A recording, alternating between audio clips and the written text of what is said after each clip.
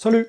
Aujourd'hui, je vais utiliser ce ressort hélicoïdal pour faire une expérience et comprendre comment Max Planck a découvert la mécanique quantique en 1900. Pourquoi est-il important de comprendre le fonctionnement des ondes? La lumière est une onde du champ électromagnétique. Le son de ma voix est une onde de pression atmosphérique qui se propage dans la pièce, puis est convertie en signal électrique par le microphone avant d'être codé en bits. Enfin, lorsque vous regardez cette vidéo, le signal est reconverti en onde de pression dans l'air de la pièce ou de l'endroit où vous trouvez. Lorsque, lors d'un concert, le basse fait vibrer votre cage thoracique, il s'agit d'ondes. Le 14 décembre 1900, Max Planck a même présenté l'hypothèse quantique, selon laquelle les ondes lumineuses échangent de l'énergie avec la matière par paquets. Aujourd'hui, nous appelons ces paquets des photons. Et la découverte de Planck a marqué la naissance de la mécanique quantique. Commençons tout de suite l'expérience. Nous utiliserons également une caméra au ralenti et appliquerons ensuite ce que nous avons appris à la naissance de la mécanique quantique. Je m'appelle Simone Baroni et je suis physicien. Si vous aimez la science, vous êtes au bon endroit. Je vous invite à vous abonner à ma chaîne de science. Comme je le disais, j'ai avec moi un très long ressort hélicoïdal. D'une main, je maintiens une extrémité fixe, tandis qu'un assistant m'aide à maintenir l'autre extrémité du ressort fixe. Je déplace maintenant l'une des deux extrémités, ce qui fait osciller le ressort verticalement. Ces oscillations créent des ondes qui se propagent le long du ressort et atteignent l'autre extrémité, puis rebondissent. Pendant ce temps, les extrémités du ressort n'oscillent pas, car nous le maintenons immobile avec nos mains. Chacun de ces ondes présente des crêtes ou maxima et des creux ou minima. Je modifie maintenant la fréquence à laquelle je fais osciller l'une des extrémités, jusqu'à ce qu'une onde dite stationnaire soit créée. Tout d'abord, qu'est-ce qu'une onde stationnaire et ensuite pourquoi se forme-t-elle? Il s'agit d'une onde dont les crêtes sont toujours à la même position. En d'autres termes, le pic ne se déplace pas le long du ressort. Au lieu de se déplacer, il stationne et reste toujours à la même position. Dans ce cas, l'onde stationnaire présente un seul pic au centre qui devient ensuite un creux, puis à nouveau un pic et ainsi de suite. Les vagues sur la mer, par exemple, ne sont pas stationnaires car la crête de la vague se déplace constamment. Dans cette expérience, par contre, si l'on prend n'importe quel point du ressort, ce point oscille toujours entre deux valeurs fixes qui ne changent jamais. Par exemple, le point situé au milieu du ressort oscille toujours entre la valeur maximale de la crête et la valeur minimale du creux. Un point qui n'est pas au milieu du ressort, par contre, oscille moins, car il n'atteint pas la valeur maximale de la crête ou la valeur minimale du creux. Et à chaque oscillation, ce point atteint toujours les mêmes valeurs d'oscillation. C'est pourquoi on dit que l'onde est stationnaire, car pour tout point donné du ressort, l'intensité maximale atteinte ne change jamais. Comment se forme une onde stationnaire? Nous avons dit que lorsque je fais osciller l'une des extrémités du ressort, des ondes sont créées. Elles s'éloignent de moi. Elles rebondissent et reviennent vers moi. Lorsque les ondes qui se propagent dans une direction rencontrent les ondes qui reviennent, il y a interférence, c'est-à-dire qu'elles s'additionnent. Si deux pics se rencontrent, le ressort oscille encore plus fort. Si un pic rencontre un creux de l'autre onde, les deux s'annulent, et ainsi de suite. Pour qu'une onde stationnaire se forme, il faut que la fréquence avec laquelle je fais osciller une extrémité ait une valeur concrète. Dans ce cas, j'utilise un métronome pour mesurer cette fréquence. Chaque minute, l'aiguille fait 83 oscillations et par conséquent, le ressort fait 83 oscillations par minute. C'est la fréquence de l'onde stationnaire que nous avons créée. 83 oscillations par minute signifie 1,38 fois par seconde, soit 1,38 Hz. L'onde que nous avons créée est appelée mode fondamental ou harmonique fondamentale. Doublons maintenant la fréquence en faisant osciller l'extrémité de la corde 166 fois par minute, soit une fréquence de 2,76 Hz. Une onde transversale de formes différentes se forme. Analysons-la. On remarque tout de suite que cette onde a un nœud au centre, c'est-à-dire un point qui n'oscille pas, qui reste immobile, tout comme les deux points aux extrémités. Les ressorts avant et après le nœud central oscillent avec une grande intensité, mais le point central du ressort reste immobile. Cette onde stationnaire est appelée l'harmonique supérieure de la première et présente à tout moment un pic, un creux et un nœud central. Une onde ayant une fréquence 2 fois plus élevée que l'onde précédente a été créé. Vous pouvez également dire que vous avez créé une onde dont la longueur d'onde est égale à la moitié de la longueur d'onde précédente. La longueur d'onde est en fait la distance entre deux crêtes de l'onde qui sont maintenant plus proches l'une de l'autre que dans le cas précédent. Créons des ondes stationnaires de fréquence plus élevée. Je balance ma main 3 fois plus souvent que précédemment, soit 249 fois par minute, c'est-à-dire avec une fréquence de 4,15 Hz. À tout moment, il y a deux nœuds, c'est-à-dire deux points du ressort qui ne bougent pas. Ces points sont situés à exactement 1/3 et 2/3 du ressort. De plus, l'onde présente deux maxima et un creux, ou inversement. Cette onde est le deuxième harmonique supérieur. Nous avons même réussi à créer le troisième harmonique supérieur, qui est une onde stationnaire à 3 nœuds, oscillant à une fréquence de 332 fois par minute, soit 5,53 Hz. Qui nous apprend cette expérience? Tout d'abord, que l'interférence d'ondes se déplaçant le long d'un ressort ou d'une corde peut créer des ondes stationnaires, où les pics et les creux restent toujours au même endroit.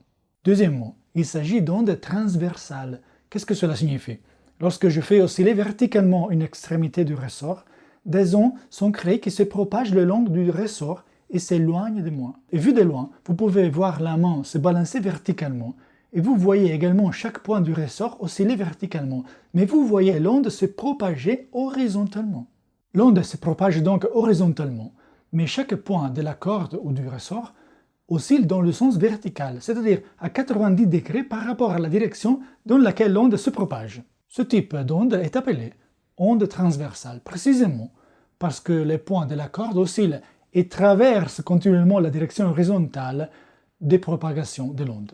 Pensez à la lumière. La lumière est une onde transversale des champs électromagnétiques. En d'autres termes, lorsqu'un faisceau de lumière se propage dans l'espace, il s'agit d'une onde de champ électrique et magnétique. Pour un point donné de l'espace, le champ électrique, on ne sait pas, oscille continuellement. Il prend d'abord une valeur maximale, puis il diminue jusqu'à devenir nul, puis le champ électrique augmente mais dans la direction opposée à celle qu'il avait auparavant, puis il diminue à nouveau et ainsi de suite. Et l'on va de même pour le champ magnétique. C'est en démontrant que la lumière forme des ondes stationnaires que Heinrich Hertz a prouvé expérimentalement en 1887 que la lumière est une onde de champ électromagnétique. Le son, quant à lui, est une onde longitudinale. Lorsque je parle, mes cordes vocales font vibrer l'air à une certaine fréquence. L'air à proximité de ma gorge se comprime et cette compression se déplace comme une onde jusqu'à ce qu'elle atteigne l'oreille de mon interlocuteur. Si nous imaginons que l'onde acoustique se propage dans une direction horizontale, chaque molécule d'air se déplace également horizontalement. C'est la différence entre les ondes acoustiques et les ondes lumineuses. Nous allons maintenant appliquer ce que nous avons appris lors de l'expérience du ressort à la découverte de la mécanique quantique. Le 14 décembre 1900, Max Planck a présenté à la Société de physique de Berlin une solution brillante à un problème qui semblait insoluble. Il s'agissait du célèbre problème du corps noir. La solution de Planck a révélé l'existence du monde quantique. Qu'est-ce que le problème du corps noir? Tous les objets qui nous entourent émettent en permanence des ondes électromagnétiques. Un livre, une tasse de thé, un mur, et même nous-mêmes. À température ambiante, ce rayonnement lumineux que nous émettons atteint son maximum dans l'infrarouge. C'est pourquoi nous ne le voyons pas. À la fin du 19e siècle, les propriétés de ce rayonnement ont été mesurées avec une grande précision, et l'on s'est rendu compte que les connaissances de l'époque ne permettaient pas d'expliquer deux faits importants. 1. Que si l'on prend deux objets faits de matériaux différents et qui sont à la même température, ils émettent le même rayonnement électromagnétique. Ce rayonnement ne dépend pas de la matière, il est universel, dit-on. 2. De plus, il n'a pas été possible d'expliquer pourquoi ce rayonnement avait précisément cette intensité dans l'infrarouge, ou dans l'ultraviolet, ou dans le visible. En physique, on dit que la forme du spectre de ce rayonnement émis par tous les corps ne pouvait pas être expliquée. Pour résoudre ce problème, Planck a précisément utilisé le concept d'onde stationnaire, ce qui l'a conduit à la découverte de la mécanique quantique. Au départ, Planck a considéré un objet creux dont les parois intérieures sont recouvertes de suie. En physique, cet objet est appelé une cavité. À l'intérieur de cette cavité se trouve un rayonnement électromagnétique qui est continuellement émis et absorbé par les parois couvertes de suie. Ce rayonnement électromagnétique forme des ondes stationnaires, dans lesquelles le champ magnétique est nul sur les bords de la cavité, tout comme le ressort de notre expérience qui est immobile à ses extrémités, parce que nous les maintenons immobiles avec nos mains. À l'intérieur de la cavité, la lumière peut donc osciller à travers des ondes stationnaires à 0 nœud, à 1 nœud, à 2 nœuds, etc., etc. Un petit trou est ensuite percé dans la cavité pour permettre à la lumière de s'échapper. Il s'avère que cette technique de la cavité avec un trou est une excellente technique pour créer en laboratoire un rayonnement de corps noirs parfaitement contrôlé. En effet, si vous placez la cavité dans un bain-marie à une certaine température et que vous changez ensuite progressivement la température, vous pouvez étudier comment le rayonnement sortant de la cavité change lorsque la température change. Le 7 octobre 1900, le physicien expérimental Rubens apporte à Planck les tout derniers résultats obtenus en laboratoire. En effet, il semble que Rubens ait invité Planck et sa femme à déjeuner et qu'il ait profité de la situation pour montrer à Planck les résultats du laboratoire. L'essentiel est que, selon les connaissances de l'époque, les rayonnements émis par un corps à température ambiante devaient contenir non seulement des infrarouges, mais aussi des ultraviolets, des rayons X et des rayons gamma. En bref, tous les objets qui nous entourent, selon les connaissances de la fin du XIXe siècle, devraient émettre un rayonnement lumineux à très haute fréquence et donc être très brûlant. Planck a rapporté les résultats de Rubens chez lui et le soir même a écrit une formule expliquant ces résultats.